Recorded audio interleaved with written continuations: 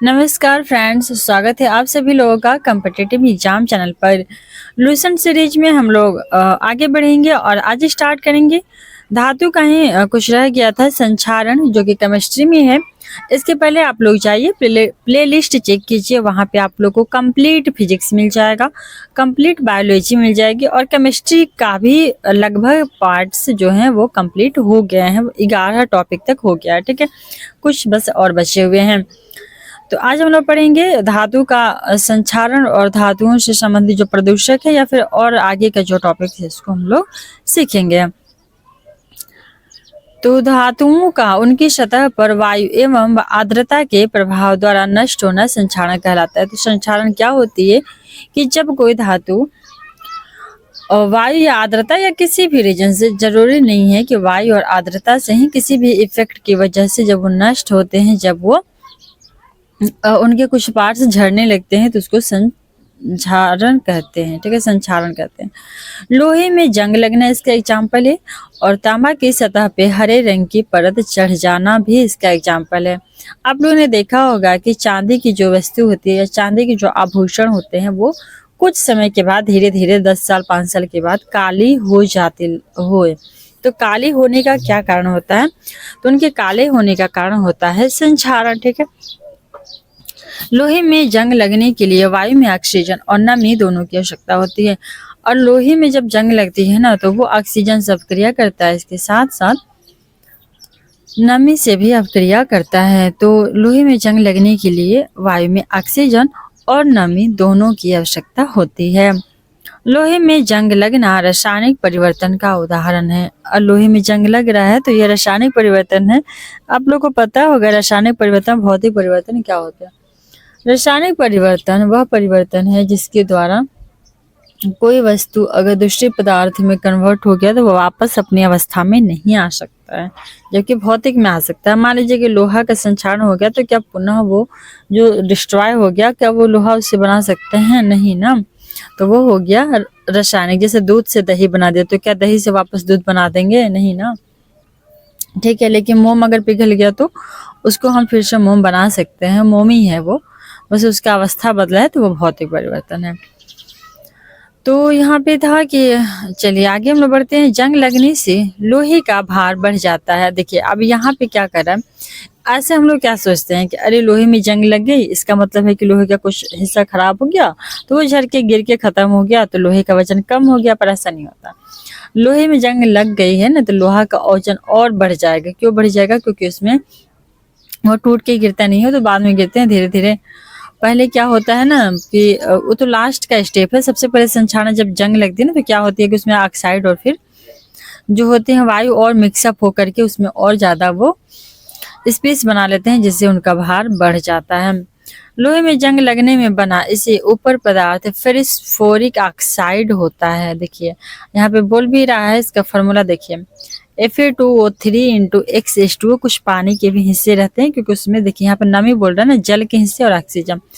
तो आयरन के साथ ऑक्सीजन अपक्रिया किया, बनाया आयरन ऑक्साइड, जिसका रासायनिक सूत्र है Fe2O3। तो Fe2O3 के साथ आ गया कुछ पानी के हिस्से, अर्थात X मतलब अज्ञात है, कितना भी आ सकता है, H2O।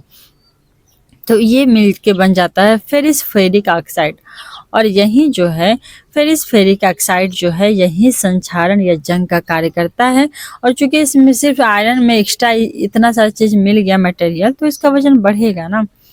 जल के अणुओं की संख्या एक से बदलती रहती है, कोई फिक्स नहीं होता, इसलिए वहां पे एक्स लिख दिया गया है, ठीक है। जंग रहित लोहा बनाने में प्रयुक्त महत्वपूर्ण धातु क्रोमियम होती है। तो अगर मान लीजिए कोई लोहा बनाएगा और उसको ऐसा लेप कोई चढ़ा दिया जाए कि उसमें जंग ना लगे, अर्थात पानी और फिर ऑक्सीजन के साथ वो अपक्रिया ना करे, तो उस पर किसका लेप चढ़ाया जाता है? तो क्रोमियम का, ठीक है। क्रोमियम धातु, ये इंपॉर्टेंट है, इसको याद कीजिएगा, क्रोमियम का लेप चढ़ा दिया जाता है। पेंट करके भी बचाते हैं लोहा को। देखिए यहाँ पे लोहा को और किस प्रकार से बचाया जा सकता है, तो पेंट करके, तेल लगा के, ग्रीज लगा के, या फिर यसद लेपन। देखिए यसद लेपन कुछ लोगों को नहीं पता होगा। तो यसद लेपन क्या होती है ना, जिंक जो होती है उसकी परतें चढ़ाई जाती हैं, ठीक है। जैसे हम लोग बोलते भी हैं कि जो आभूषण होते हैं उस पे हम लोग जैसे चांदी के या फिर किसी का आभूषण उस पे सोने का पत्थर चढ़वा दो या फिर सोने का लेप चढ़वा दीजिए और सोना जैसा वो दिखेगा, लेकिन अंदर में वो रहेगा चांदी, जो कि बहुत किफायती होता है, बहुत लोग ऐसा करते हैं। तो उसी उसी प्रक्रिया यह लेपन होती है कि किसी के ऊपर कोई और धातु को उस पर चढ़ा दो। ठीक है। क्रोमियम लेपन, अभी हम लोग पढ़े थे, क्रोमियम से भी उसकी सुरक्षा होती है, तो क्रोमियम का भी लेपन किया जाता है। इसके अलावा एनोडीकरण या फिर मिश्र धातु बना करके लोहे को जंग लगने से बचाया जा सकता है। अब लोहा में कोई अलग से धातु मिला देंगे तो वो शुद्ध लोहा ना होके थोड़ा शुद्ध हो जाएगा, परंतु वो जंग लगने से बच जाएगा। ठीक है। नोट है यहाँ पे जसद लेपन क्या होती है, तो यहाँ पे लिखा भी है कि लोहा और इस्पात को जंग से सुरक्षा करने के लिए उसके ऊपर जस्ते की पतली परत चढ़ाने की विधि को ही यशद लेपन कहते हैं। तो यशद लेपन में क्या होता है ना कि किसी भी मटेरियल पे, किसी भी धातु पे, पदार्थ पे जिंक का जब पतली परत चढ़ाई जाती है तो उसको यशद लेपन कहते हैं। ठीक है। तांबा वायु में उपस्थित आर्द्र कार्बन डाइऑक्साइड के साथ अपक्रिया करता है। तांबा जो है वो किसके साथ अपक्रिया करता है, तो तांबा करता है वायु में उपस्थित कार्बन डाइऑक्साइड के साथ। देखिए, लोहा किसके साथ कर रहा था, ऑक्सीजन के साथ, और तांबा किसके साथ कर रहा है, कार्बन डाइऑक्साइड के साथ। जिससे क्या होती है, तांबा भूरे रंग की चमक धीरे धीरे इसकी खत्म हो जाती है और उस पर कार्बन डाइऑक्साइड की वजह से हरा रंग आ जाता है। कॉपर जो है वो भूरे रंग से हट के धीरे धीरे इस पे हरे रंग की परत चढ़ जाती है। यह हरा पदार्थ कॉपर कार्बोनेट होता है और यह जो हरा पदार्थ होती है वो बनती है, क्या बनाती है, तो कॉपर CO2 से मिलेगी तो क्या बनाएगी, कॉपर कार्बोनेट बनाएगी, CO3 बना लेगी। ठीक है। तांबा का शत्रु होता है गंधक। तांबा का शत्रु कौन है, गंधक। तो शरीर में जब तांबा की मात्रा बढ़ती है तो उस पर कौन सा बीमारी होता है, तो यहाँ पे विल्सन नामक रोग होती है। अगर किसी भी ह्यूमन बॉडी में अगर कॉपर की मात्रा बढ़ रही है तो उसको विल्सन नामक बीमारी होता है। और फिर तांबा जो कॉपर का शत्रु होता है वो कौन होता है, तो गंधक होती है, सल्फर होती है। गंधक को सल्फर बोला जाता है। ठीक है। तो सल्फर होती है तांबा की शत्रु, और फिर तांबा की अधिकता होने से विल्सन नामक बीमारी भी होती है। नोट है कि कैलोरीमीटर एवं तरित चालक तांबा का बना होता है। कैलोरीमीटर और तरित चालक इसका बना है, तो तांबा का बना होता है। ठीक है। खुली वायु में कुछ दिन छोड़ देने पर सिल्वर की वस्तुएं काली हो जाती हैं। ठीक है, सबको पता है। सिल्वर का वायु में उपस्थित सल्फर के साथ अपक्रिया करके सिल्वर सल्फाइड बनाता है। सिल्वर सल्फर के साथ मिलके क्या बनाएगा, सिल्वर सल्फाइड, और इसी के कारण यह क्या हो जाएगा, धीरे धीरे काला हो जाएगा। कुछ धातु प्रदूषक हैं, जैसे कि कुछ भारी धातुएं जल में घुलकर उसे प्रदूषित करती हैं। कुछ भारी धातुएं जल में घुल के उसे प्रदूषित करती हैं, जैसे कि कैडमियम। एग्जाम्पल के तौर पर कैडमियम, लीड, पारा, CDHG गुर्दों को नष्ट कर देते हैं।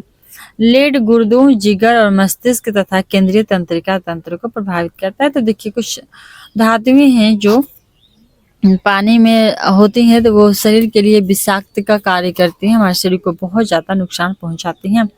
और ये धातुएं कौन कौन सी हैं, जैसे कैडमियम या फिर सीसा या पारा या फिर हाँ वही है, कैडमियम, सीसा और पारा। ठीक है, तीन, कैडमियम, सीसा और पारा, इन तीनों को याद रख लेना है, जो हमारे शरीर के लिए हानिकारक है और ये जल के माध्यम से प्राप्त होता है, कैडमियम, सीसा और पारा।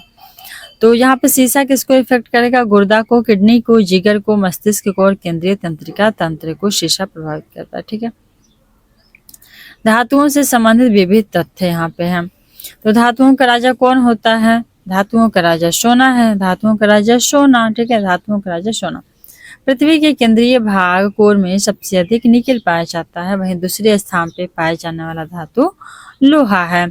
तो पृथ्वी के कोर में निकेल होता है और दूसरे स्थान पे लोहा पाया जाता है। टंगस्टन का संकेत तो W होता है और इसका गलनांक होता है 3500 डिग्री सेंटीग्रेड। टंगस्टन का संकेत क्या होती है, टंगस्टन का संकेत होता है W और इसका गलनांक होता है 3500 डिग्री सेंटीग्रेड।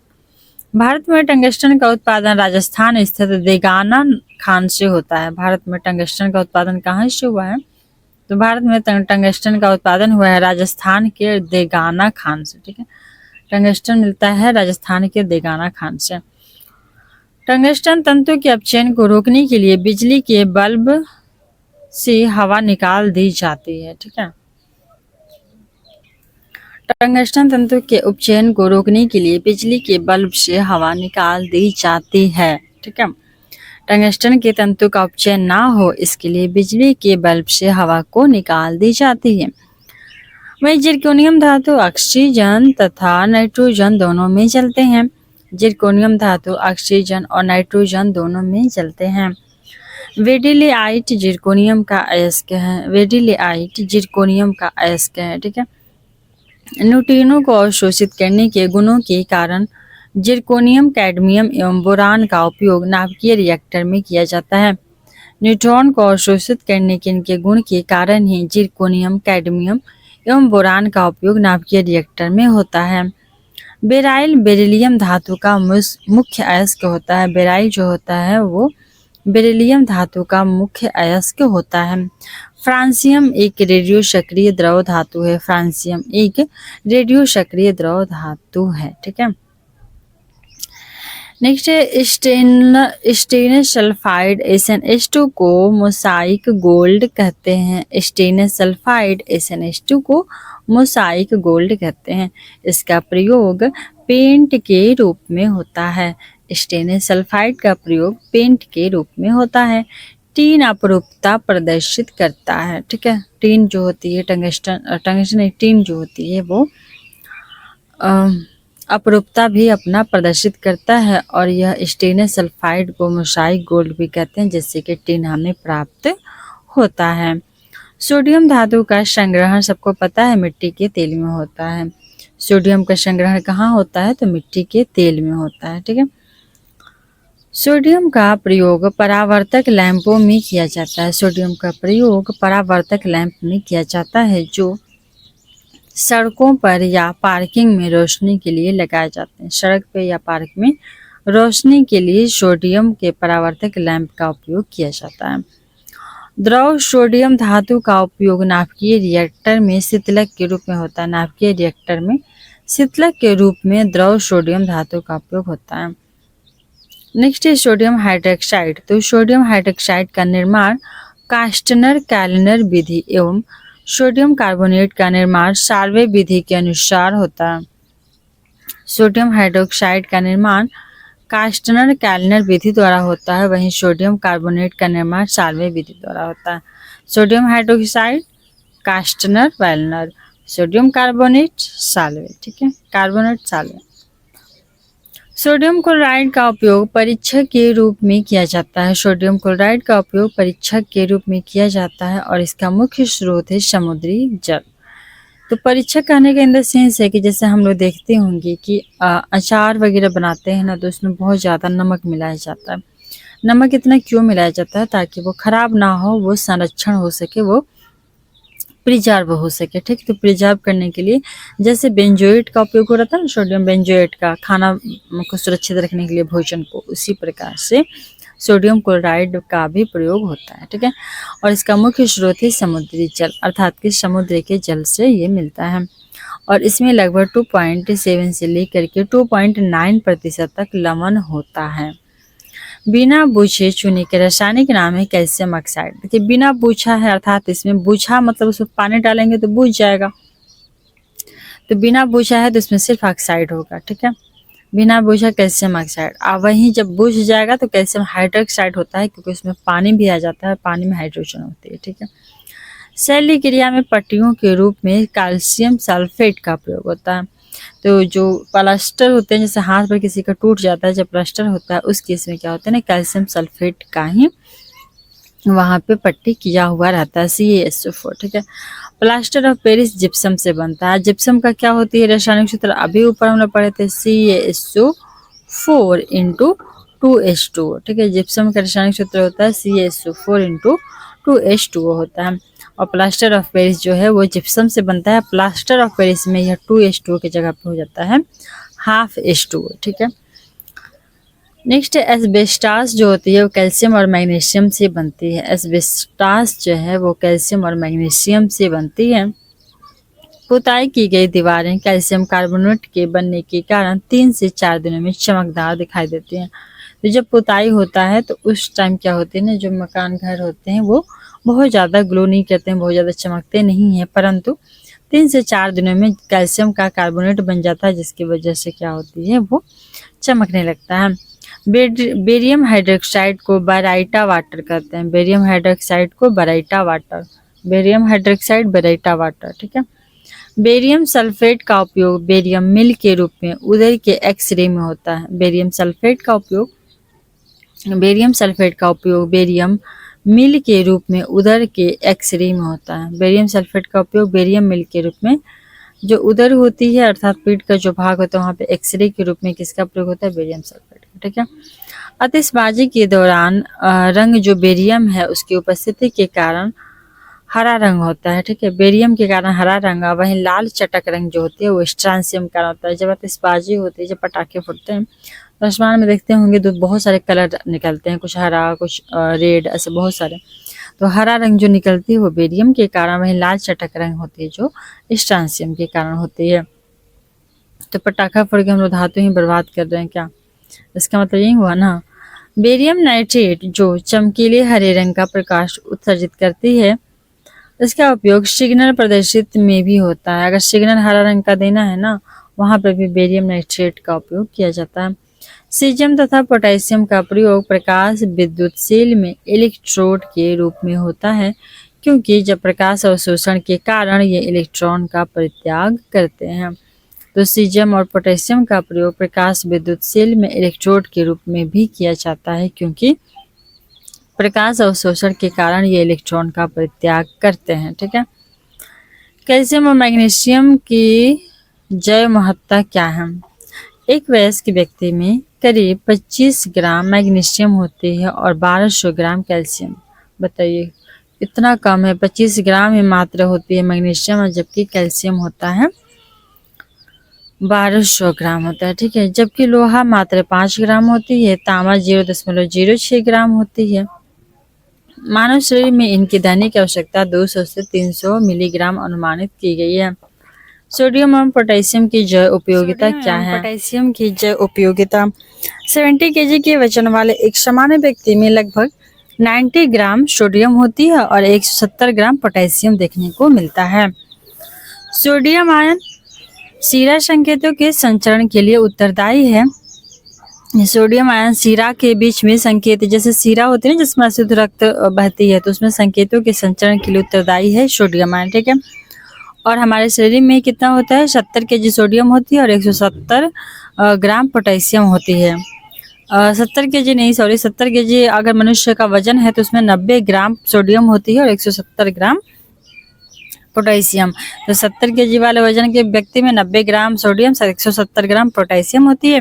और सोडियम आयन क्या करती है कि शिराओं के बीच में संकेतों का संचरण के लिए कार्य करती है। सोडियम आयन मुख्यतः अंतरकोशिकीय द्रव में उपस्थित रक्त प्लाज्मा, जो कि कोशिकाओं को घेरे रहता है, उसमें पाया जाता है। तो सोडियम आयन कहाँ मिलता है, तो यह जब अंतरकोशिकीय द्रव जो होते हैं, अर्थात यहाँ पे कोशिका है, यहाँ भी है, उनके बीच में जो स्पेस होती है वहाँ पे उपस्थित जो रक्त प्लाज्मा होते हैं ना, उनमें कोशिकाओं को घेरे रहता है सोडियम आयन, ठीक है। कोशिका द्रव्य में पोटेशियम धनायन बहुतायत होते हैं, और क्योंकि सोडियम से ज़्यादा इनकी संख्या है पोटेशियम की, इसका 90 है, इसका 170, तो पोटेशियम धनायन बहुत ज़्यादा संख्या में होते हैं, जहाँ ये एंजाइम को सक्रिय करते हैं तथा ग्लूकोज के ऑक्सीकरण से एटीपी बनने में भाग लेते हैं। इसके अलावा पोटेशियम क्या करते हैं, तो ग्लूकोज के ऑक्सीकरण से एटीपी बनने में भी भाग ये लेते हैं, ठीक है। लिथियम सबसे हल्का धात्विक तत्व है और यह सबसे प्रबल अपचायक होता है। लिथियम जो है वो सबसे हल्का धात्विक तत्व है तथा यह सबसे प्रबल अपचायक भी है। चांदी, सोना, तांबा, कॉपर, प्लेटिनम एवं बिस्मथ अपने कम अभिक्रियाशीलता के कारण स्वतंत्र अवस्था में पाए जाते हैं। तो चांदी, सोना, तांबा, प्लेटिनम, बिस्मथ इत्यादि जो हैं वो अपने सक्रियता के कारण स्वतंत्र अवस्था में देखने को मिलते हैं, ठीक है। इसके अलावा जो गोल्ड, प्लेटिनम, सिल्वर, मरकरी है, यह उत्कृष्ट धातुएं हैं, तो इसको हम लोग को याद कर लेना है। गोल्ड, प्लेटिनम, सिल्वर, सोना, चांदी 2 गो हो गया, प्लेटिनम, मरकरी, ठीक है। सोना, चांदी, प्लेटिनम, मरकरी, ये चारों मिलकर के उत्कृष्ट धातुओं का निर्माण करती हैं। सोना, चांदी और प्लेटिनम और मरकरी, सोना, चांदी, प्लेटिनम, मरकरी, ये चारों मिलकर के उत्कृष्ट धातुओं का निर्माण करती हैं। धातुओं में सबसे अधिक आघातवर्ध जो है वो सोना है और सबसे कम आघातवर्ध है वो चांदी है। सबसे कम नहीं, मतलब सबसे ज़्यादा में सबसे ज़्यादा सोना है, उसके बाद चांदी है। अब इसलिए भी है क्योंकि इससे बहुत पतले पतले छोटे छोटे आभूषण बनाए जा सकते हैं, अर्थात इसको इतना फ्लेक्सिबल होता है कि कितना भी इसको पीटिए, कितना भी इसको खींचिए, ये बहुत जल्द टूटता नहीं है। ये आघात अर्थात कि चोट सहने में सक्षम होता है सोना, चांदी। तो सबसे अधिक आघातवर्ध है तो सोना है, उसके बाद चांदी है। ठीक है, नेक्स्ट क्या कह रहा है कि पारा व लोहा विद्युत धारा के प्रवाह में अपेक्षाकृत अधिक प्रतिरोध उत्पन्न करते हैं। जब विद्युत धारा को प्रवाहित किया जाता है तो पारा और लोहा विद्युत धारा के प्रवाह में बाकी धातुओं की कंपैरिजन क्या करते हैं, थोड़ा ज़्यादा प्रतिरोध उत्पन्न करते हैं, अर्थात वो अपने अंदर से होकर के विद्युत जाने का विरोध करते हैं। चांदी एवं तांबा विद्युत धारा का सर्वोत्तम चालक है। वहीं चांदी और तांबा जो है वो विद्युत धारा का सबसे अच्छा चालक है, अर्थात चांदी तो सबसे ज़्यादा अच्छा है और उसके बाद तांबा। तो विद्युत धारा का सर्वोत्तम चालक कौन है, तो वो है चांदी। ठीक है, एल्यूमिनियम का सर्वप्रथम पृथक्करण 1827 ईस्वी में हुआ था। एल्यूमिनियम का सबसे पहले पृथक्करण कब हुआ था, तो 1827 ईस्वी में। कार्नेटाइट का रासायनिक नाम पोटेशियम यूरेनिल वेंडेट होता है। कार्नोटाइट का रासायनिक नाम क्या होती है, तो इसका रासायनिक नाम होता है पोटेशियम यूरेनिल वेंडेट। कार्नोटाइट का रासायनिक नाम है पोटेशियम यूरेनिल वेंडेट होता है। कैंसर रोग के इलाज में कोबाल्ट के समस्थानिका तथा रेडियम के लवणों का उपयोग विकिरण चिकित्सा में किया जाता है। कैंसर रोग के इलाज में कोबाल्ट के समस्थानिका और रेडियम के लवण का उपयोग विकिरण चिकित्सा में किया जाता है। ठीक है, सोडियम पेरोक्साइड का उपयोग पनडुब्बी जहाजों में तथा अस्पताल आदि की बंद हवा को शुद्ध करने में होता है। वहीं सोडियम पेरोक्साइड का उपयोग किया जाता है पनडुब्बी जहाज में, इसके अलावा अस्पताल में जब बंद कमरे में हवा होती है उसको शुद्ध करने में, क्योंकि वहाँ पे क्या होती है, बहुत ज़्यादा मेडिसिन होती है, उसकी वजह से बहुत बदबू आते हैं, तो उसको शुद्ध करने के लिए सोडियम पेरोक्साइड का उपयोग करते हैं। बहुत इंपॉर्टेंट है कि सोडियम पेरोक्साइड का उपयोग किस लिए किया जाता है, तो पनडुब्बी जहाज और अस्पताल की हवा को शुद्ध करने में सोडियम पेरोक्साइड का उपयोग होता है। ग्रीनोकाइट, ग्रीनोकाइट किसका अयस्क है, तो ग्रीनोकाइट अयस्क है कैडमियम का। ग्रीनोकाइट अयस्क किसका है, कैडमियम का। ग्रीनोकाइट कैडमियम का अयस्क है। कैडमियम का प्रयोग नाभिकीय रिएक्टरों में न्यूट्रॉन मंदक के रूप में भी होता है। इसके अलावा संग्राहक बैटरियों में व निम्न गलनांक के मिश्र धातु बनाने में होता है। तो कैडमियम का प्रयोग नाभिकीय रिएक्टर में होता है न्यूट्रॉन मंदक के रूप में, क्योंकि वहाँ पे न्यूट्रॉन क्या होती है ना, अनियंत्रित तरीके से अपना जाते रहती है, तो उनको ठंडा करने के लिए, उनको धीमा करने के लिए कैडमियम का उपयोग किया जाता है। इसके अलावा बैटरियों को संग्रहित करने में और निम्न गलनांक की मिश्र धातु अगर बनानी हो जो आसानी से टूट जाए, तो उसमें भी कैडमियम का प्रयोग होता है। नेक्स्ट है कि एक्टिनाइड। एक्टिनाइड रेडियो सक्रिय तत्वों का समूह होता है। एक्टिनाइड जो है वो रेडियो सक्रिय तत्वों का समूह होता है। विश्व प्रसिद्ध एफिल टावर का आधार स्टील एवं सीमेंट का बना हुआ। एफिल टावर जो विश्व का सबसे ऊंचा इमारत है, उसका जो आधार है, बेस है, वो स्टील एवं सीमेंट का मिला के बनाया गया है। थूलियम का संकेत टीएम होता है। ठीक है, थूलियम का संकेत टीएम होता है। थूलियम है तो टीएल नहीं याद कर लेना है, जैसे ऐसे हम लोग को क्या लग रहा है कि थूलियम है तो टीएल होना चाहिए, पर है इसका टीएम। ठीक है, रेडियम का निष्कर्षण पिच ब्लेंड से किया जाता है। रेडियम का निष्कर्षण कैसे होती है, तो पिच ब्लेंड से होती है। मैडम क्यूरी ने पिच ब्लेंड से ही रेडियम का निष्कर्षण किया था। मैडम क्यूरी ने पिच ब्लेंड से ही रेडियम का निष्कर्षण किया था। वायुयान के निर्माण में पैलेडियम धातु प्रयुक्त होती है। वायुयान के निर्माण में कौन धातु प्रयोग होती है, तो पैलेडियम। ठीक है, वायुयान के निर्माण में पैलेडियम धातु का प्रयोग किया जाता है। वहीं गैलियम धातु कमरे के ताप पर द्रव अवस्था में पाया जाता है, और गैलियम जो है वो कमरे के ताप पर द्रव अवस्था में देखने को मिलती है। और गैलियम एक्चुअली धातु नहीं है, ये तो उप धातु में आता है ना, गैलियम, जर्मेनियम, आर्सेनिक, 7 गो उपधातुएं हैं, पता नहीं क्यों यहाँ धातु लिखा है। तो कमरे की किताब पर द्रव अवस्था में पाया जाता है, ठीक है। सेलेनियम जो धातु होती है उससे फोटो इलेक्ट्रिक सेल बनता है। इससे क्वेश्चन आता है, पूछा हुआ भी है कि फोटो इलेक्ट्रिक सेल बनाने के लिए किसका प्रयोग करते हैं, कौन से धातु का, तो वो है सेलेनियम। फोटो इलेक्ट्रिक सेल बनाने के लिए सेलेनियम का प्रयोग होता है, वहीं द्रव अवस्था में गैलियम मिलती है। साइटोक्रोम में लोहा उपस्थित होता है। साइटोक्रोम में लोहा उपस्थित होता है, ठीक है। जियोलाइट का प्रयोग किया जाता है जल को मृदु बनाने में, अर्थात कि उसमें जो उपस्थित होते हैं कैल्शियम कार्बोनेट, मैग्नीशियम कार्बोनेट, जिसकी वजह से जल के कठोर होती है उनको कम करने में, उनका प्रभाव मृदु बनाने में जियोलाइट का प्रयोग किया जाता है, ठीक है। और यहाँ पे था हवाईयान वाला पैलेडियम, ठीक। टीन अपरूपता प्रदर्शित करती है। टीन जो होती है, टीन एशियन, वह अपना अपरूपता प्रदर्शित करती है। अपरूपता कहने का अर्थ यह है कि उनके रासायनिक गुण एक ही होते हैं परंतु भौतिक गुण अलग अलग होते हैं। अधिकांश संक्रमण धातु ट्रांजिशन एलिमेंट्स और उनके यौगिक रंगीन होते हैं। अधिकांश संक्रमण धातु जो ट्रांजिशन एलिमेंट्स होते हैं और उनके यौगिक होते हैं वो रंगीन होते हैं, ठीक है। सबसे भारी हैवी धातु ओस्मियम होती है, वहीं कठोर धातु होती है क्रोमियम और सबसे मजबूत धातु होती है टंगस्टन। सबसे भारी धातु ओस्मियम, सबसे कठोर क्रोमियम एवं सबसे मजबूत जो होती है धातु वो टंगस्टन। देखिए धातु का यहाँ बात हो रहा है, ना क्या ऐसे होगा तो हीरा है ना सबसे मजबूत कठोर, परंतु यहाँ पे सबसे भारी का बात हो रहा है तो ओस्मियम है। सबसे कठोर जो है वो धातु क्रोमियम है। सबसे कठोर धातु पूछे तो ना क्या धातु और उपधातु मिला के सिर्फ धातु कठोर कौन है, तो वो है क्रोमियम, कठोर क्रोमियम, ठीक है।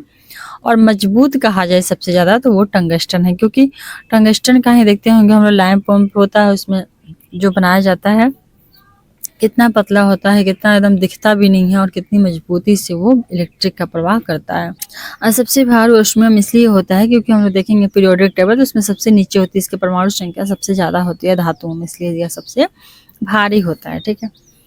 Potassium carbonate K2CO3 potassium carbonate का फॉर्मूला है, इसको पर्ल एस भी कहते हैं। पोटेशियम कार्बोनेट जिसका सूत्र रासायनिक सूत्र है K2CO3, तो पोटेशियम कार्बोनेट K2CO3 को पर्ल एस भी कहा जाता है, ठीक है। पोटेशियम कार्बोनेट को पर्ल एस भी कहा जाता है। नाइक्रोम, तो नाइक्रोम जो है वो निकेल क्रोमियम आयरन का मिश्र धातु होती है। नाइक्रोम निकेल क्रोमियम आयरन का मिश्र धातु होती है। विद्युत हीटर की कुंडली नाइक्रोम की ही बनी होती है। विद्युत हीटर की कुंडली जो है वो नाइक्रोम की ही बनी होती है। और नाइक्रोम निकेल क्रोमियम और आयरन का मिश्र धातु होता है। नाइक्रोम निकेल क्रोमियम और आयरन का मिश्र धातु होता है और यह इसकी विद्युत हीटर की कुंडली नाइक्रोम की ही बनी होती है। क्रोमिक अम्ल का रासायनिक नाम क्रोमियम ट्राइऑक्साइड है। क्रोमिक अम्ल का रासायनिक नाम होता है क्रोमियम ट्राइऑक्साइड। वह ब्रिटेनिया धातु एंटीमनी तांबा एवं टीन की मिश्र धातु है। ब्रिटेनिया धातु एंटीमनी तांबा एवं टीन की मिश्र धातु होती है।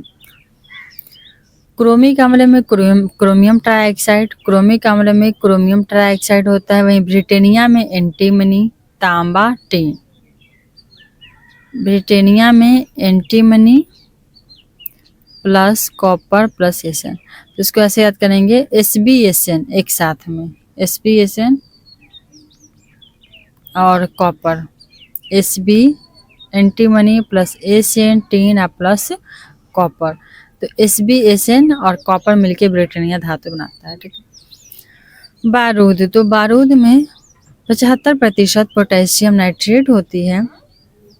सबसे ज़्यादा पोटेशियम नाइट्रेट KNO3 होता है, प्लस 10% सल्फर और प्लस 15% चारकोल कार्बन का होता है, ठीक है। तो पोटेशियम नाइट्रेट सल्फर और कार्बन मिलके चारकोल, मतलब C से चारकोल मिलके बारूद बनाते हैं, ठीक। बाइबिट धातु, तो बाइबिट धातु में क्या होती है, टीन होती है, Sn plus Sb antimony plus copper, ठीक है। इसमें भी वही है SbSn कॉपर जो ब्रिटेनिया धातु में था, वहीं बाइबिट धातु में भी है। ब्रिटेनिया और बाइबिट धातु दोनों में तीनों सेम है धातु हैं, लेकिन इनकी जो परसेंटेज है ना वो अलग अलग है, ठीक है। तो इसमें सबसे ज़्यादा टीन होता है और यहाँ पे एंटीमनी है। ब्रिटेनिया में एंटीमनी सबसे ज़्यादा, बाइबिट में सबसे ज़्यादा 14 देखने को मिलती है। समूह 1 के अर्थात की जो आवर्त सारणी में जो फर्स्ट वाला ग्रुप होती है उसके तत्व क्षार धातुएं एल्कली मेटल्स कहलाते हैं। जो समूह 1 के तत्व क्षार धातुएं एल्कली मेटल्स कहलाते हैं और इसके हाइड्रोक्साइड क्षारीय होते हैं, जबकि समूह 2 के तत्व क्षारीय मृदा धातुएं कहलाते हैं।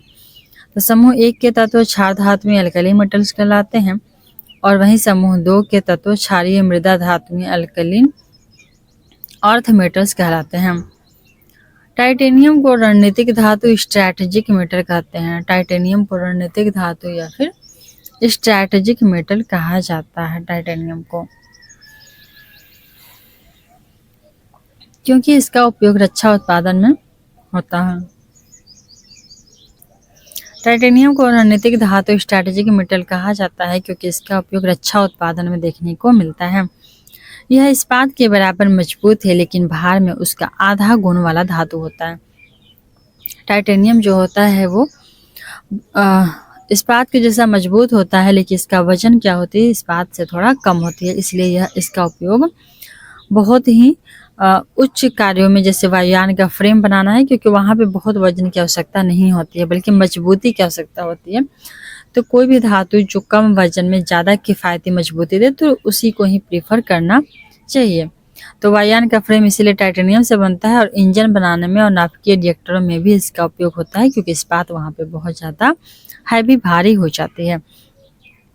फ्लैश बल्बों में नाइट्रोजन गैस के वायुमंडल में मैग्नीशियम का तार रखा रहता है। फ्लैश बल्ब में जब नाइट्रोजन गैस भरी जाती है तो उस केस में मैग्नीशियम का तार उसमें उपयोग किया जाता है। ठीक है, जहाँ पर नाइट्रोजन गैस भरी जाएगी तो इस केस में मैग्नीशियम का तार वहाँ पे उपयोग किया जाता है फ्लैश बल्ब में। एल्यूमिनियम हाइड्रोक्साइड कपड़ों को अदाह्य बनाने तथा जलरोधी कपड़े तैयार करने में उपयोग किया जाता है। वहीं एल्यूमिनियम हाइड्रोक्साइड का उपयोग किया जाता है कपड़ों को अदाह्य बनाने में, अर्थात कि अग्निरोधी बनाने में और जलरोधी कपड़ा तैयार करने में इसका उपयोग किया जाता है। कपड़े को अदाह्य और जलरोधी बनाने में एल्यूमिनियम हाइड्रोक्साइड AlOH, ठीक है, एल्यूमिनियम हाइड्रोक्साइड का उपयोग OH का थ्राइस हो जाएगा यहाँ पे किया जाता है। कैल्शियम कार्बाइड पे जल की प्रतिक्रिया से एसिटिलीन गैस उत्पन्न होती है। इससे भी क्वेश्चन पूछा हुआ है कि कैल्शियम कार्बाइड पे जब जल को प्रवाहित किया जाता है तो कौन सी गैस निकलती है, तो एसिटिलीन गैस निकलती है, जिसका उपयोग वेल्डिंग वगैरह में किया जाता है। तो एसिटिलीन गैस बहुत उपयोगी होता है और इसको प्राप्त करने के लिए कैल्शियम कार्बाइड पे जल की प्रतिक्रिया कराई जाती है।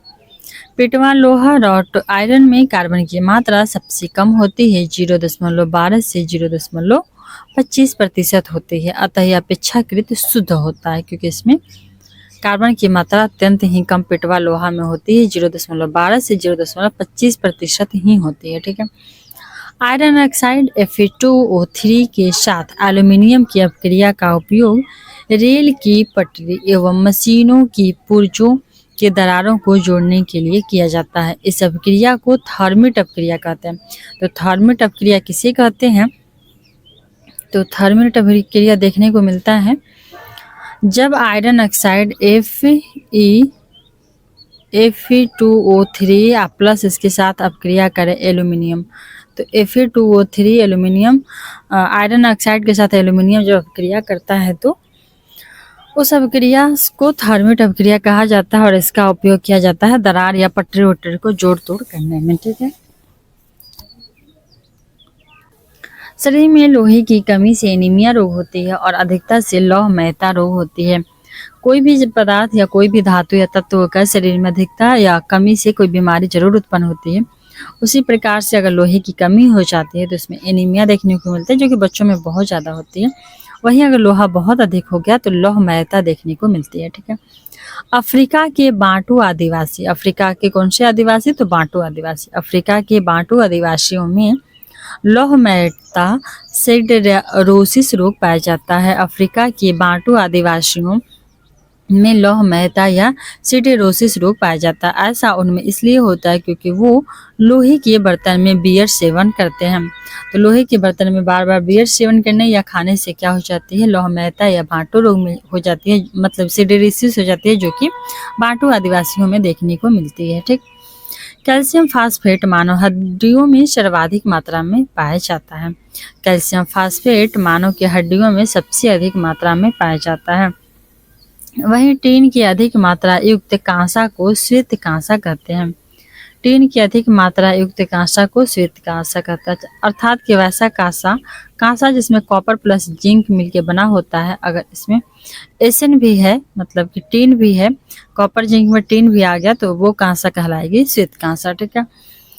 जिंक फास्फाइड का उपयोग चूहा को मारने के लिए चूहा विष में होता है। जिंक फास्फाइड का उपयोग होती है चूहे को मारने की दवाई बनाने में, अर्थात कि विष के रूप में जिंक फास्फाइड का उपयोग किया जाता है।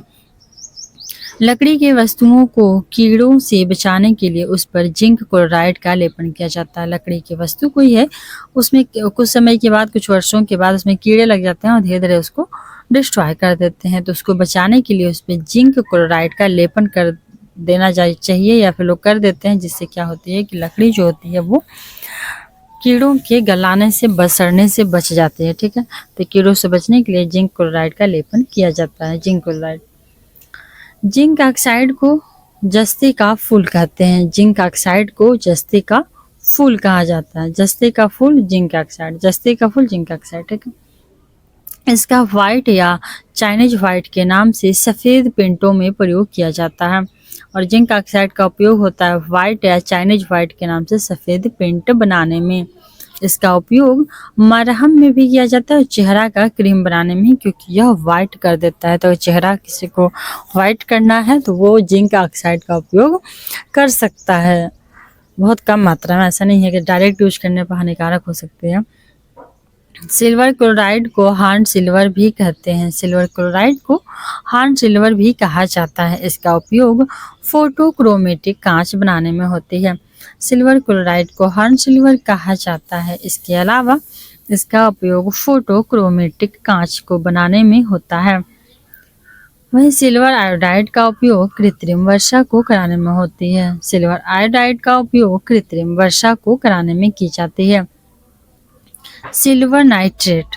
सिल्वर नाइट्रेट का उपयोग निशान लगाने वाली स्याही, सिल्वर वाली जो तीनों है ना, बहुत इंपॉर्टेंट है। ठीक है। आयोडाइड सिल्वर का कृत्रिम वर्षा कराएगा।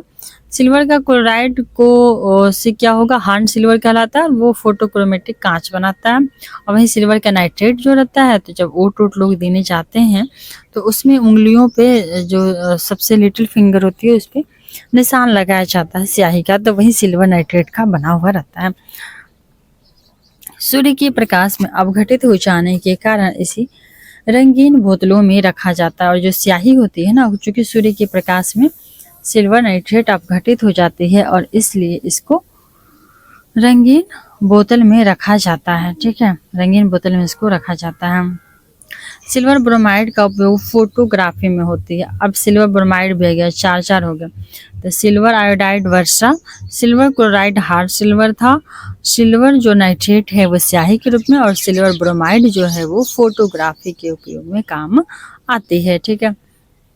चांदी के चम्मच से अंडा खाना वर्जित है। अंडा अगर खाना है तो अब बहुत ज़्यादा अगर संपत्ति हो जाए ना, तो चांदी के चम्मच से अंडा नहीं खा लेना है। ठीक है, मना है, क्योंकि चांदी क्या करती है, अंडा में उपस्थित गंधक जो होते हैं सल्फर, उसके साथ क्रिया कर लेगा और काले रंग का सिल्वर सल्फाइड बना लेगा। सिल्वर सल्फाइड Ag2S बना देती है, जिससे चम्मच नष्ट हो जाएगी। तो चांदी का चम्मच से अंडा नहीं खाना है। क्यों नहीं खाना है? क्योंकि सिल्वर सल्फाइड का निर्माण हो जाएगा। सोना को कठोर बनाने के लिए उसमें तांबा या चांदी मिलाया जाता है। अगर सोना को कठोर बनाना है तो उसमें तांबा उसके साथ चांदी को मिला दिया जाता है। शुद्ध सोना 24 कैरेट का होता है, लेकिन हमें मार्केट में जो आभूषण मिलती हैं वो 24 कैरेट की नहीं होती हैं, क्योंकि 24 कैरेट की सोना बहुत मुलायम और सॉफ्ट होता है। आभूषण बनाने के लिए 22 कैरेट सोने का उपयोग होता है। आभूषण को बनाने के लिए 22 कैरेट सोने का उपयोग किया जाता है, उसको अशुद्ध करने के लिए चांदी या फिर तांबा उसमें मिला दिया जाता है। आयरन पायराइड्स, आयरन पायराइड्स Fe2 को झूठ सोना या बेवकूफ़ों का सोना कहते हैं, झूठा सोना, क्योंकि अगर आपके पास उतने नहीं है कि मनी नहीं है कि आप गोल्ड के ज्वेलरी खरीद सको, तो फिर आयरन पायराइड्स ही खरीद लो, क्योंकि वो बेवकूफ़ों का सोना है, अर्थात कि दिखेगा सोना जैसा पर एक्चुअल में सोना नहीं है। इसीलिए इसको झूठा सोना Fe2 को झूठा सोना या फिर बेवकूफ़ों का सोना कहा जाता है। स्वर्ण लेपन में पोटेशियम ओरिसाइनाइड का प्रयोग विद्युत अपघट्य के रूप में होता है। स्वर्ण लेपन में पोटेशियम ओरिसाइनाइड का प्रयोग विद्युत अपघट्य के रूप में होता है। ऑरिक्लोराइड का उपयोग सर्प विषरोधी सुई बनाने में होता है। ऑरिक्लोराइड का उपयोग सर्प विषरोधी सुई बनाने में भी होता है। ठीक है। प्लेटिनम को सफ़ेद सोना कहा जाता है। प्लेटिनम को सफ़ेद सोना भी कहा जाता है और ऑरिक्लोराइड का उपयोग सर्प विषरोधी में किया जाता है, अर्थात कि सर्प को और देखिए अभी हम लोग कुछ देर पहले पढ़े थे कि जिंक फास्फाइड का उपयोग होती है चूहे के विष बनाने में, और यहाँ पे ऑरिक्लोराइड का उपयोग किया जा रहा है सर्प विषरोधी सुई बनाने में किया जा रहा है। प्लेटिनम को सफ़ेद सोना कहा जाता है और पारा को क्विक सिल्वर के नाम से भी जाना जाता है। पारा को क्विक सिल्वर के नाम से भी जाना जाता है। इसका निष्कर्ष मुख्यतः श्रेणीवार से होती है। पारा का निष्कर्ष मुख्यतः श्रेणीवार अयस्क जो होता है, जिसका सूत्र होता है रासायनिक HgS, पारा और उसके साथ सल्फर होती है, तो HgS होती है श्रेणीवार और इसी से निष्कर्षण होती है पारा का। ठीक है। और इसको क्विक सिल्वर भी कहा जाता है। पारा को लौह पात्र में रखा जाता है क्योंकि यह लोहे के साथ अमलगम नहीं बनाता है, बल्कि यह नाइट्रेट के साथ बनाता है, बल्कि यह नाइट्रेट के साथ जैसे कि HCl हो गया उसके साथ यह बनाता है। ठीक है।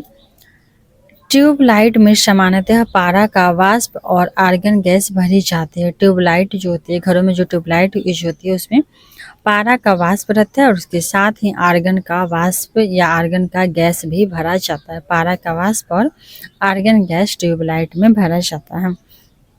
सीसा सबसे अधिक अस्थायी तत्व है और इसका उपयोग कागज पर लिखने में होता है। सीसा सबसे अधिक अस्थायी है और इसका उपयोग कागज पर लिखने में किया जाता है। लेड आर्सेनिक नामक मिश्र धातु का उपयोग गोली बनाने में होता है। लेड आर्सेनिक नामक मिश्र धातु जो है इसका उपयोग गोली बनाने में होती है। कार्बन सीसा का उपयोग कृत्रिम अंगों के निर्माण में होती है। देखिए गोली जो बनता है ना गोली, वो लेड आर्सेनिक का होता है। ठीक है। लेड आर्सेनिक का उपयोग गोली बनाने में होती है, वहीं कार्बन सीसा का उपयोग कृत्रिम अंगों के निर्माण में होती है। अगर हाथ पर नहीं है तो उसको कृत्रिम रूप से अगर हाथ पर बनाना है तो उसके लिए कार्बन सीसा का उपयोग किया जाता है। वहीं गोली बनाने में लेड आर्सेनिक का। लेड ऑक्साइड को लिथार्ज कहा जाता है। लेड ऑक्साइड को अन्य नाम लिथार्ज के नाम से जाना जाता है, जो एक उभयधर्मी ऑक्साइड है। लेड ऑक्साइड को लिथार्ज कहा जाता है, जो एक प्रकार का उभयधर्मी ऑक्साइड है। इसका उपयोग रबड़ उद्योग में, स्टोरेज में, बैटरी के निर्माण में तथा फ्लिंट कांच बनाने में होती है। और लीड ऑक्साइड अर्थात लिथार्ज का उपयोग किसमें होती है, तो रबड़ के में, स्टोरेज बैटरी में और फ्लिंट कांच बनाने में की जाती है। बेसिक लेड कार्बोनेट को व्हाइट लेड कहा जाता है और इसे सफ़ेदा के भी नाम से जाना जाता है।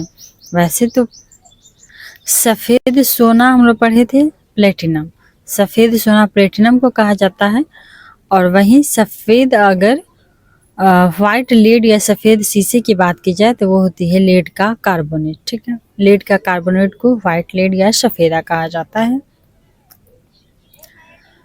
नेक्स्ट है कि लेड टेट्रा इथाइल का उपयोग अपस्फोटन रोकने में किया जाता है।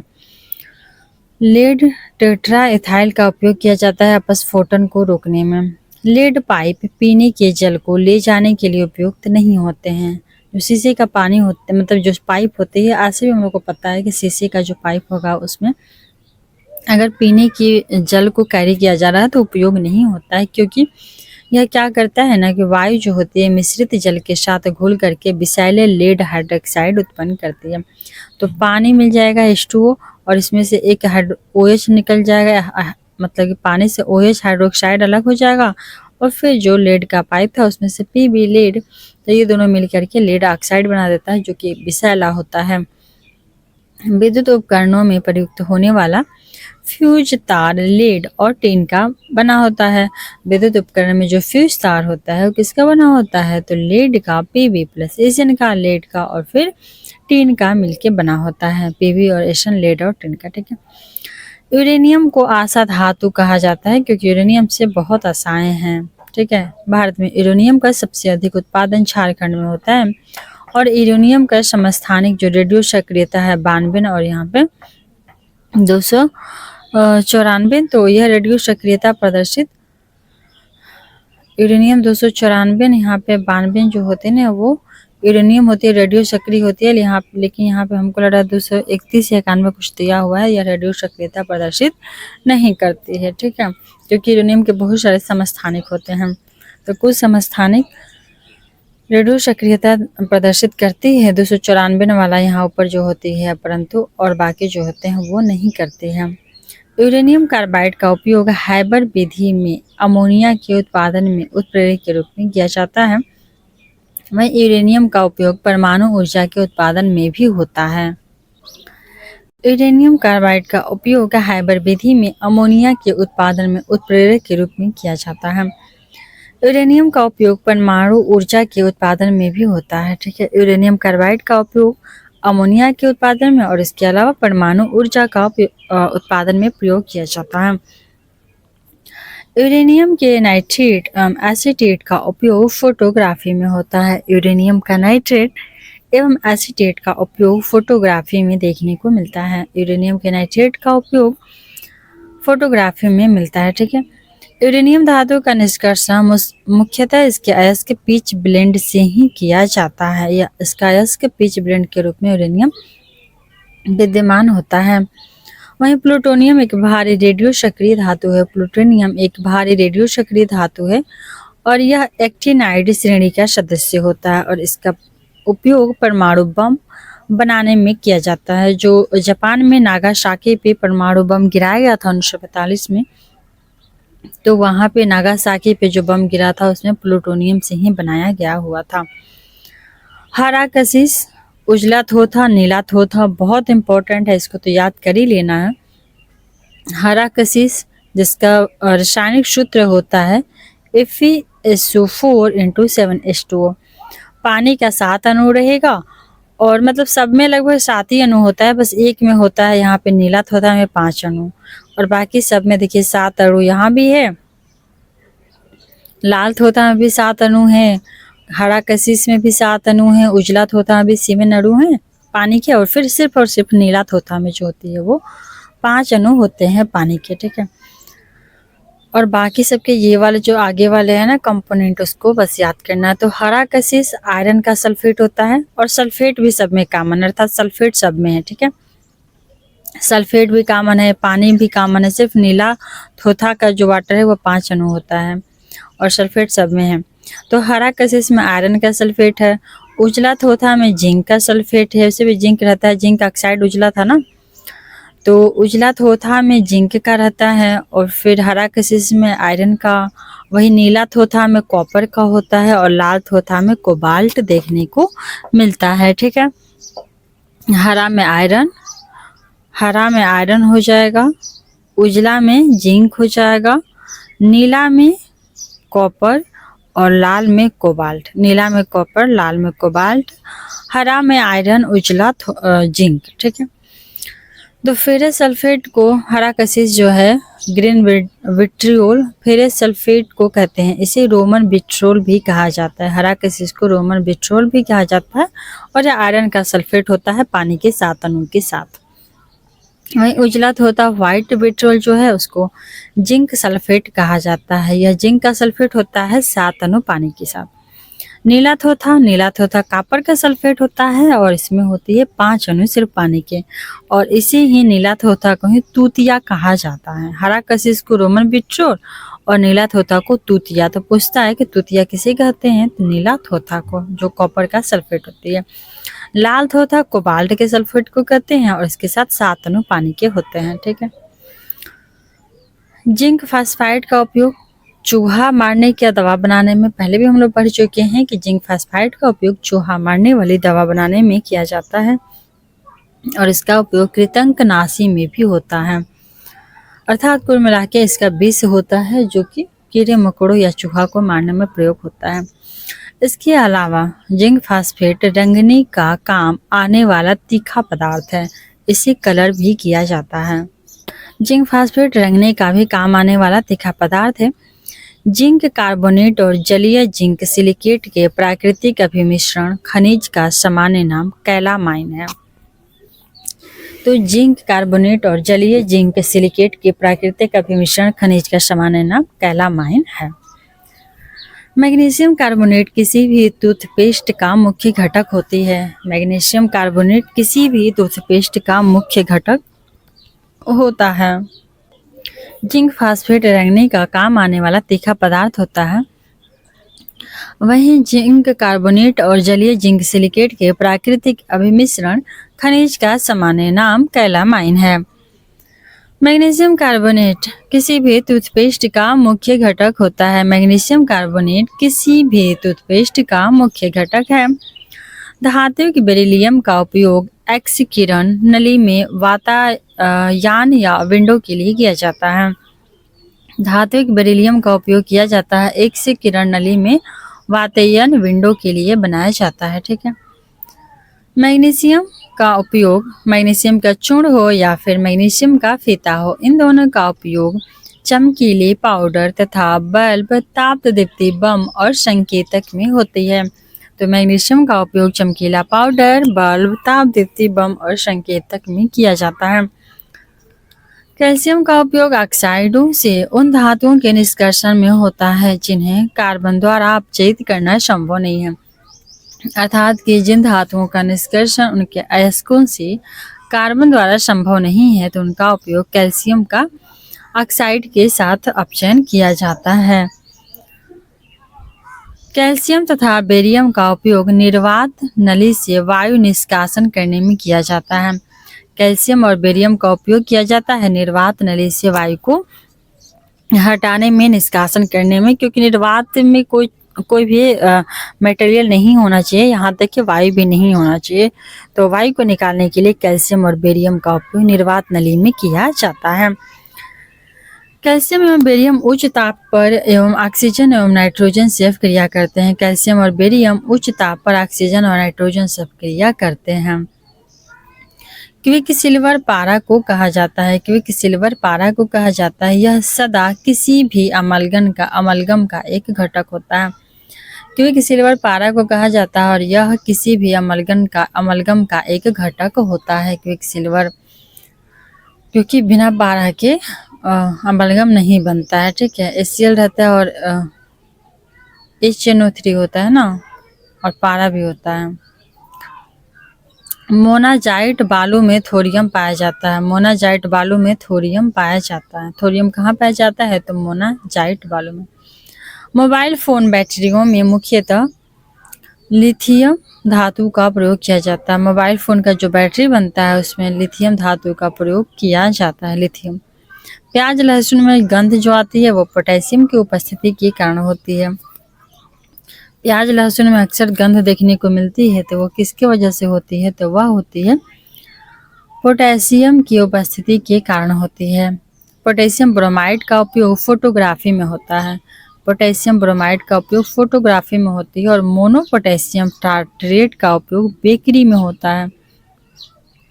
पोटेशियम ब्रोमाइड का उपयोग फोटोग्राफी में होती है और मोनो पोटेशियम टार्टरेट का उपयोग बेकरी में होती है। पोटेशियम सल्फेट का प्रयोग उर्वरक के रूप में होती है और पोटेशियम नाइट्रेट का उपयोग बारूद बनाने में किया जाता है।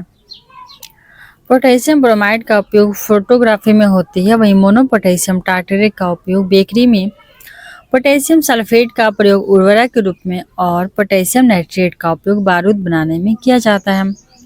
मोती की रासायनिक संरचना है, तो मोती की रासायनिक संरचना है कैल्शियम कार्बोनेट। मोती की रासायनिक संरचना है कैल्शियम कार्बोनेट। मोती की रासायनिक संरचना है कैल्शियम कार्बोनेट, अर्थात कैल्शियम कार्बोनेट से ही मोती बनता है या कैल्शियम कार्बोनेट का मोती बना हुआ रहता है। माणिक्य एवं नीलम एल्यूमिनियम की ऑक्साइड है। माणिक्य एवं नीलम जो होता है वो एल्यूमिनियम का ऑक्साइड होता है, Al2O3 है। लेकिन माणिक्य का लाल रंग क्रोमियम ऑक्साइड के कारण होता है। लेकिन माणिक्य का लाल रंग जो होती है Cr2O3 क्रोमियम ऑक्साइड के कारण होती है। और Al2O3 नीलम माणिक्य एवं नीलम एल्यूमिनियम के ऑक्साइड Al2O3 होती हैं। ऑडियो एवं वीडियो टेप पर आयरन ऑक्साइड का लेप किया जाता है। जो ऑडियो और वीडियो का टेप बनाया जाता है उस पर आयरन का ऑक्साइड का लेप रहता है। ठीक है, आयरन ऑक्साइड का लेप का उपयोग ऑडियो एवं वीडियो टेप पर किया जाता है। लेड पेंसिल बनाने में लेड का प्रतिशत 0 होता है। लेड का पेंसिल बनाने में लेड का प्रतिशत 0 होता है। मतलब ऐसा तो हम लोग सोचेंगे क्या कि लेड का पेंसिल है तो उसमें तो लेड बहुत होगा, पर ऐसा नहीं है, लेड तो होता ही नहीं है लेड पेंसिल में। ठीक, बोरिक्स या सुहागा का रासायनिक नाम सोडियम टेट्राबोरेट होती है। बोरिक्स या सुहागा, इसका रासायनिक सूत्र बहुत डिफिकल्ट है पर हम लोग को याद करना है। 8 अणु पानी के, ठीक, 8 अणु यहाँ पे पानी के याद कर लेने हैं बोरिक्स में। अब इसके बाद यहाँ पे सोडियम Na2 हो जाएगा और ये ब्रैकेट वाला जो है ना कि B4O5OH का होल 4, इसको याद करना है। 8 अणु पानी के याद कर लेना है। इधर सोडियम हो जाएगा और बीच में बोरेक्स है तो बी तो रहेगा ही, बोरेक्स तो बोरान तो रहेगा ही, तो बोरॉन हो जाएगा। और उसके बाद ऑक्सीजन और हाइड्रोक्साइड, तो यहाँ पर हो जाएगा Na2 B4O5OH का होल 4 इंटू 8H2O। तो 8 अणु पानी हो गया। यहाँ पे हम लोग सोडियम का 2 अणु याद कर लेंगे। ठीक, तो 8 अणु पानी का याद कर लेंगे, इधर सोडियम कर लेंगे Na2 और फिर यहाँ पे कर लेंगे क्या बोरॉन। बोरॉन तो रहेगा ही बोरोक्स से, तो B हो जाएगा और B का हो जाएगा 4, यहाँ पे O ऑक्सीजन हो जाएगा 5, फिर इसका हाइड्रोक्साइड हो जाएगा OH हो जाएगा, इसका होल 4 हो जाएगा। ठीक, याद हो गया। और यह बोरेक्स या सुहागा का उपयोग किस लिए किया जाता है, तो इसका उपयोग किया जाता है सूजन को कम करने में। सूजन को कम करने में कसैला रोगाणुरोधी बलगम निकालने वाले गुण इसमें पाए जाते हैं। बलगम जो कफ होता है उसको निकालने में रोगाणुरोधी होता है और मतलब बहुत उपयोगी है सुहागा। प्लूटोनियम नामक तत्व सबसे पहले कृत्रिम रूप से उत्पादित किया गया। प्लूटोनियम जो तत्व है सबसे पहले कृत्रिम रूप से उत्पादित किया गया था और इसकी खोज से संबंधित वैज्ञानिक थे Glenn T Seaborg, Arthur Wahl, Joseph W Kennedy और ईडियन मैकमिलन। नेक्स्ट है कि कैल्शियम ऑक्साइड का प्रयोग शुष्क के रूप में भी होता है। कैल्शियम ऑक्साइड का उपयोग, ये तो हम लोग को भी पता है, कैल्शियम ऑक्साइड का उपयोग शुष्क के रूप में होता है। इसी को ना बोला जाता है शुष्क चूना। परमाणुीय घड़ियों में एक टाइम कीपर के रूप में सीजियम का प्रयोग होता है। परमाणु का जो घड़ी होती है उसमें टाइम कीपर का रूप में सीजियम का प्रयोग किया जाता है। वहीं एल्यूमिनियम जो है उभयधर्मी ऑक्साइड दिखाता है, ये पहले भी हम लोग देख चुके पढ़ चुके हैं। तो एल्यूमिनियम उभयधर्मी ऑक्साइड बना सकता है। इसी के साथ हम लोग का धातु खत्म होगा। अब स्टार्ट होगा अधातु। तो धातु चैप्टर थोड़ा लंबा था, इसके लिए 2 वीडियो बनाना पड़ गया। Thanks for watching. मिलते हैं हम लोग नेक्स्ट चैप्टर अधातु में।